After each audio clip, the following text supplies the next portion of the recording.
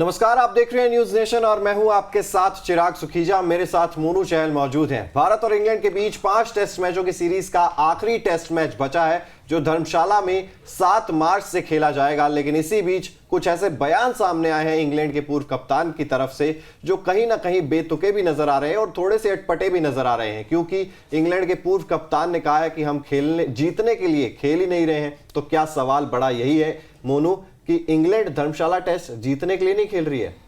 बिल्कुल, ये I think बेतुका सा बयान आया है यार माइकल वॉन का। उन्होंने कहा कि यार इंग्लैंड के सिर्फ मनोरंजन के लिए क्रिकेट खेलती है यहाँ पर आकर, और इंग्लैंड ने कुछ किया भी वैसा ही। अब तक 3 मैच हारे हैं, 1 मैच जीते हैं। अब उसमें तो अगर इस तरीके के बयान आएंगे तो हम लोग यही कहेंगे कि तुक्का ही लगा था पहले मैच में, क्योंकि जिस तरीके की उन्होंने कहा परफॉर्मेंस था।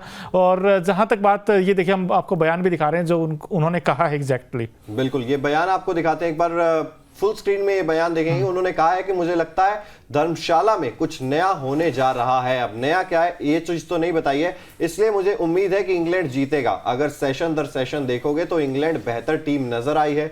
मैं कह रहा हूं कि बेहतर टीम को देखो, लेकिन हम अब सीरीज जीतने के लिए नहीं खेलते। मुझे लगता है कि लोगों को समझाना होगा कि यूके में क्रिकेट का खेल बदल गया है। हम उन्हें जीतने के लिए नहीं खेलते हैं, हम सिर्फ मनोरंजन लाने, खुशी लाने और नई प्रतिभाओं को सामने लाने के लिए खेलते हैं। तो ये बयान आया मोनू इंग्लैंड के पूर्व कप्तान माइकल वॉन की तरफ से। अब इस बयान से क्या समझे, क्योंकि जब हम भी गली क्रिकेट खेलते हैं, जब हम छोटे थे, जब हम गली में क्रिकेट खेलते थे तो खेलते हम भी मनोरंजन के लिए ही थे। लेकिन जब वो बैट से मिडल होती है बॉल और जब हम छक्का लगाते हैं, खुशी तो तब मिलती है ना। ये कौन सी खुशी की बात कर रहे हैं कि हम खुशी देने के लिए खेलते हैं, हम मनोरंजन के लिए खेलते हैं?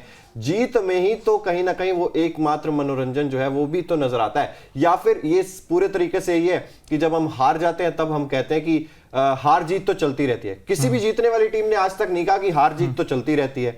हमेशा हारने वाली टीम ही कहती है कि हार जीत तो चलती रहती है, या चलो कोई बात नहीं मनोरंजन के लिए ही खेलते हैं। तो मतलब ये बयान हारने के बाद आया, इसलिए आया है बयान क्योंकि इंग्लैंड की टीम हार चुकी है, या फिर वाकई में ही इंग्लैंड सिर्फ मनोरंजन के लिए खेलती है? नहीं, हो सकता है हार के बाद ये बयान आया हो, लेकिन उन्होंने एक अच्छी बात ये भी कही कि हम टैलेंट्स के लिए भी देखते हैं, क्योंकि टैलेंट बहुत अच्छा है इंग्लैंड की पॉइंट ऑफ व्यू से देखिए। क्योंकि शोएब बशीर आए इस टीम में आप देखिए, रेहान अहमद जिस तरीके की बॉलिंग की है, टॉम हार्टली ने एक मैच में हार्ट किया था इंडिया को, 7 विकेट भी लिए थे। तो अच्छी बात उन्होंने जो बोला है कि हम खुशी लाने और नई प्रतिभाओं को सामने लाने के लिए, तो वो अच्छी बात है। यंग टैलेंट दिखा है हमें, जिन्होंने थोड़ा बहुत इंप्रेस किया, चाहे उसमें ओली पोप हों, अच्छी बैटिंग की है। लेकिन आपको जीतने भी पड़ेंगे मैचेस, क्योंकि WTC पॉइंट ऑफ व्यू से देखें तो अब तक 8वें नंबर पर है इंग्लैंड की टीम। चिराग, ये देखने वाली बात है, क्योंकि अगर आप WTC पॉइंट ऑफ व्यू या तो देख ही नहीं रहे इंग्लैंड की टीम कि चाहे कुछ भी हम तो 11वें नंबर पे आ जाएंगे। तो ये एक चीज दिक्कत है इंग्लैंड की। और इंग्लैंड के लिए तो कई सारे इस समय वीक लिंक्स भी नजर आते हैं। ये ठीक है, मनोरंजन अच्छी बात है, लेकिन मनोरंजन तभी होता है जब आप, वो कहते हैं ना, एक तरफ से ये मुक्के चल रहे हैं फिलहाल, तो इंडिया ही मार रहा है, इंग्लैंड तो उस तरफ से तो आ ही नहीं रहा कुछ भी। क्योंकि आप मार्जिन देखिए ना, 434 रनों के अंतर से इंडिया ने हराया था। और फिर उसके बाद वाइजैग में भी देखा, राजकोट में भी देखा, रांची में भी हमने देख लिया कि रांची में भी इंडिया ने बड़ी आउटस्टैंडिंग जीत हासिल की थी। तो अब तो मुझे लगता है इंग्लैंड पता नहीं क्यों बैकफुट पे और थोड़ा सा ना बेबस सा नजर आ रहा है इंग्लैंड। और ये चीज हमने वर्ल्ड कप में भी देखी थी। अब हम कहते हैं कि यार बेन स्टोक्स कप्तान है, वहां पर भी बेन स्टोक्स वर्ल्ड कप जो ODI वर्ल्ड कप 2023 इंडिया में ही खेला गया था, वहां पर भी इंग्लैंड की टीम ऐसा लग रहा था कि सिर्फ मनोरंजन के लिए खेल रहे हैं। क्योंकि आप WTC पॉइंट्स टेबल में 8वें नंबर पर क्यों है? क्योंकि आप उतने ज्यादा खराब प्रदर्शन आपका नहीं रहा। सीरीज तो आप पहले ही आ रहे हो ना बेसबॉल के एरा में, लेकिन आपका ओवर रेट इतना स्लो होता है। आप 1 घंटे में 9-10 ओवर डालते हो, आपके पॉइंट्स WTC वाले माइनस हो जाते हैं, इस वजह से आप नीचे लगे हुए हो। तो ये कैसा मनोरंजन है जो आपको डुबाने में ही लगा हुआ है? इंग्लैंड की टीम वर्ल्ड कप में सबसे खराब प्रदर्शन करके गई, तब भी हम कह रहे थे कि यार ये इंग्लैंड की टीम को क्या हो गया। अब WTC पॉइंट्स टेबल में देखेंगे या इस सीरीज में देखेंगे तो इंग्लैंड हमें कहीं नजर ही नहीं आ रही है। तो फिर ऐसे में ये कैसा मनोरंजन है जो आपको लगातार हराए जा रहा है और आप कहते हो कि हम तो खुशी देने के लिए खेलते हैं? अब ये खुशी किसे मिल रही है? क्या ये जो खिलाड़ी खेल रहे हैं उन्हें मिल रही है? इंग्लैंड की क्रिकेट फैंस को मिल रही है? इंग्लैंड की 12वीं आर्मी आपने देखा होगा, वो आज उन्होंने फोटो भी डाली, एक झंडा दिखा रहे थे इंडिया का और कह रहे थे हमें बहुत मजा आ रहा है इंडिया में। तो यही खुशी है कि आओ घूमो, क्रिकेट देखो, बैठ के आराम से चिल करो और चले जाओ हार के। तो यही मनोरंजन है, यही खुशी है। अब इंग्लैंड की टीम बैकफुट पर पहले से ही दिखाई दे रही है, क्योंकि इस तरीके के बयान आना ये चीज भी दिखाती है कि संकट उनके लिए धर्मशाला टेस्ट में भी उनको दिखाई दे रहा है। बिल्कुल दे रहा है, और उसकी दिक्कत ये है कि परफॉर्मेंस उनकी, चाहे आप बैटिंग में देखें तो मिडिल ऑर्डर उनका कब काम करेगा ये सबसे बड़ा सवाल है, क्योंकि मिडिल ऑर्डर में रन ही नहीं आ रहे हैं। एक होता ना कि यार आप एवरेज देखोगे, टॉप 3 का देख लीजिए, फिर मिडिल ऑर्डर का देख लीजिए। टॉप 3 ने थोड़ा बहुत इंप्रेस किया, चाहे उसमें जैक क्रोली हो, बेन डैकेट हो, ओली पोप ने इनफैक्ट वो 196 बनाए थे, इसलिए एवरेज अच्छा हो जाता है। लेकिन मिडिल ऑर्डर क्या किया जाए, क्योंकि मिडिल ऑर्डर तो बिल्कुल पूरी तरीके से फेल ही रहा है। चाहे उसमें एक 70 रनों की पारी छोड़ दे बेन स्टोक्स की, 50 तक नहीं आई उसके बाद उनकी तो। और ये देखिए हम आपको स्टैट्स भी दिखा रहे हैं, जिसमें आप देखिए 4 मैचों में जैक क्रोली, इनका बल्ला ठीक ठाक चला है, हर बार अच्छा स्टार्ट देते हैं, लेकिन 100 नहीं बना पाते कभी भी, 70 पे 80 पे ऐसे आउट हो जाते हैं। और इंग्लैंड के लिए अच्छी बात मुझे ये भी लगती है कि उनकी जो ओपनिंग पार्टनरशिप है, ओपनिंग स्टैंड अच्छा मिल जाता है, उसके बाद पता नहीं इनको क्या हो जाता है। और इसमें जैक क्रोली देखिए एक 80 रनों की पारी यहाँ भी खेली थी रांची में, लेकिन इनको साथ नहीं मिला, एक एंड से खड़े रहते हैं। इसके अलावा बेन स्टोक्स के ऊपर सवाल अच्छे हैं कि बेन स्टोक्स कब रन बनाएंगे, कप्तान तो ठीक है, जो रोहित के ऊपर सवाल उठे थे अब फिलहाल बेन स्टोक्स पे भी उठने लगे। रोहित ने 100 बना के जवाब दे दिया, शतक बना के, लेकिन ये इनका कब 100 आएगा ये सवाल रहेगा। स्टोक्स का भी ग्राफिक्स आपको दिखाएंगे किस तरीके का अब तक इस सीरीज में प्रदर्शन रहा है। 4 मैच में 24.62 की औसत, इनसे ज्यादा की उम्मीद रहती है, एक अर्धशतक आया, लेकिन बेन स्टोक्स का बल्ला नहीं चलेगा जब कप्तान का बल्ला नहीं चलेगा। अब इनके साथ ये था कि ये भाई साहब ऑलराउंडर हैं, ये आए थे वो ऑलराउंडर की तरह, लेकिन गेंदबाजी तो करते नहीं है। और अगर गेंदबाजी नहीं करते तो 24 की औसत का कोई खिलाड़ी आपने रखा हुआ है, वो उसको भी कप्तान बनाया हुआ है, तो साफ ये चीज दिखाती है कि फिर ये तो मनोरंजन ही हो रहा है। मैं बार बार मनोरंजन इसीलिए बोल रहा हूँ मोनू, क्योंकि ये हो ही मनोरंजन रहा है, मनोरंजन हो रहा है। आप ये देखिए नंबर 9 के बैट्समैन ओली रॉबिन्सन, उनकी एवरेज इनसे अच्छी है। वैसे एक मैच खेला उन्होंने, उस मैच में अच्छा साथ दिया था उन्होंने। तो देखिए नंबर 9 के बैट्समैन जहां रन बना, कुलदीप यादव इनफैक्ट इंडिया के आगे नंबर 9 का बैट्समैन रन बना देता है, तो आपके बड़े बड़े तुर्रम खां को क्या हो जाता है, चाहे उसमें बैन स्टोक्स हो, बैन फोक्स हो, आपके जो मिडिल ऑर्डर में जो रूट, इनफैक्ट 100 जरूर आया उनका।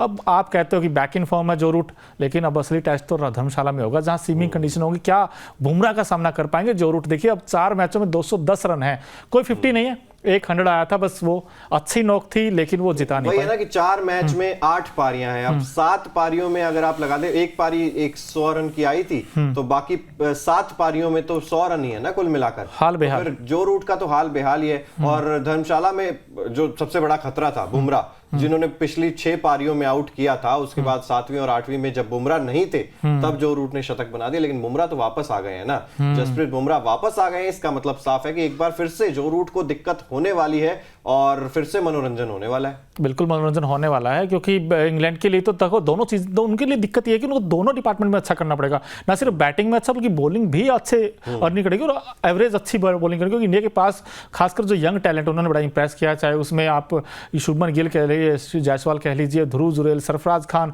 अब तो इंडिया के पास मतलब आपको लगता है कि यार जब से रहाणे और पुजारा का स्पेस खाली हुआ, क्या इन दोनों ने आकर उस स्पेस को थोड़ा बहुत फुलफिल कर दिया है? बिल्कुल फुलफिल किया है, और इंपॉर्टेंट भी था, क्योंकि जब हम ट्रांजिशन फेज की बात करते हैं, जब हम बात करते हैं कुछ बदलाव होने जा रहा है टीम इंडिया में, तब उन्होंने अपने आप को प्रूव किया। और चेतेश्वर पुजारा हो चाहे अजिंक्य रहाणे, इनसे टीम इंडिया आगे बढ़ी। और बदलाव से याद आया, मनोरंजन से याद आया कि हमारे दर्शकों के लिए मनोरंजन जो है वो डबल होने वाला है, क्योंकि हम आपके लिए ला रहे हैं एक नया सेगमेंट जिसमें आप इंक्लूड हो सकते हैं हमारे लाइव सेशन में, यानी कि आप भी दिख सकते हैं टीवी पर। आपका सवाल आपकी जुबानी दिखाएंगे हम।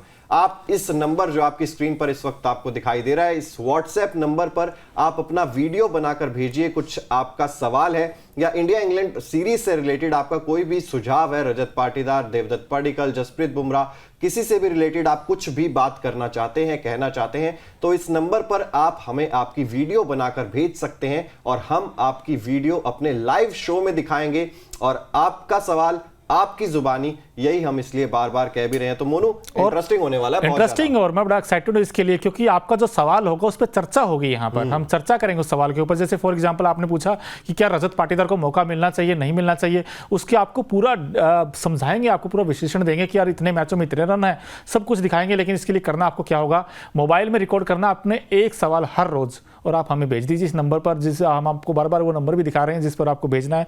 लेकिन है बड़ा अच्छा कॉन्टेस्ट ये। बिल्कुल कॉन्टेस्ट बहुत अच्छा है और जैसे मनोरंजन इंग्लैंड की टीम दिखा रही है, हम भी सोच रहे हैं कि मनोरंजन हम और आप मिलकर करें। और कमेंट बॉक्स में तो आप अपने सवाल पूछते हैं, लेकिन अब आप अपनी वीडियो आप भी लाइव टीवी पर आ सकते हैं, ये चीज आपके लिए बेहतर हो जाएगी। एक अच्छी बात ये भी तो है ना कि आप कई जगह आप देखते हो कि यार सिर्फ आप कमेंट्स ही करते रहते हैं, लेकिन यहाँ पर तो आपको वो कहते हैं ना कम्युनिकेशन तब होता है जब दोनों साइड से कुछ हो। अब यहाँ तो हम आपको ऐसा प्लेटफॉर्म दे रहे हैं जहां पर आप भी सीधे सवाल पूछ सकते हैं। बिल्कुल, तो चलिए आगे बढ़ते हैं लाइव शो में। जिस तरीके से इंग्लैंड की तरफ से प्रदर्शन रहा है अभी तक, उसमें कुछ और नाम भी हैं जिनके बारे में बातचीत करना जरूरी है। उसमें चाहे जॉनी बेयरस्टो का नाम हो, जिनके बल्ले से अभी तक रन नहीं निकले हैं, उनके लिए भी काफी ज्यादा मुश्किल होगी। अब धर्मशाला टेस्ट में जॉनी बेयरस्टो किस तरीके से खेलेंगे? क्या वो यही कहेंगे कि हम सीरीज तो हार चुके हैं, अब उन्हें रिप्लेस करने की भी बात क्या इंग्लैंड के खेमे में चल रही होगी, या यही बात चल रही होगी कि एक मैच बचा, एक मैच और दे देते हैं, एंटरटेनमेंट हो रहा है, मनोरंजन हो रहा है? ये आंकड़े हैं, 4 मैच जॉनी बेयरस्टो ने भी खेले हैं जैसे बाकी सब ने खेले हैं, 170 रन ही बनाए इन्होंने, इनका तो 200 भी वो क्रॉस नहीं हो रहा है। औसत देखिए 21.25 की, और नीचे का खाना रजत पाटीदार की तरह एकदम साफ। नहीं, इनकी एक बात तो माननी पड़ेगी यार, इन्होंने ठाना है कि भाई मैं 38 रन से ऊपर नहीं बनाऊंगा, 30, 32, 35, 28, 27 बस मेरा काम यहीं तक का है। इतना अच्छा स्टार्ट मिलता है, इतना पॉजिटिव दिखते हैं। केएस भरत वाली दवाई खा के आए। भरत वाली दवाई खा के, सही कह रहे हो आप, क्योंकि अब 38 ही हाईएस्ट 6 पारी हो गई है यार। ये तो जॉनी बेयरस्टो के लिए तो आई थिंक सीरियस कंसर्न है, क्योंकि उनके टीम के लिए भी, हालांकि जो उनके कोच हैं ब्रैंडन मैकलम, उन्होंने उनको बैक करने की बात कही थी कि हम बैक करते हैं और एक इनिंग चाहिए इनको, वो कहते हैं रिदम पकड़ने के लिए, लेकिन वो इनिंग कब आएगी ये सवाल रहेगा। उसके बाद तो फिर मतलब अब नहीं आएगी तो फिर तो मतलब खत्म ही है ना। इसके बाद अब आ भी जाएगी रिदम, तो उसका भी इंग्लैंड की टीम क्या करेगी। लेकिन मैं ये जानना चाहता हूं मोनू आपसे कि सोच क्या रहने वाली है, चाहे जॉनी बेयरस्टो हो, चाहे बेन स्टोक्स हो, चाहे बेन फोक्स हो।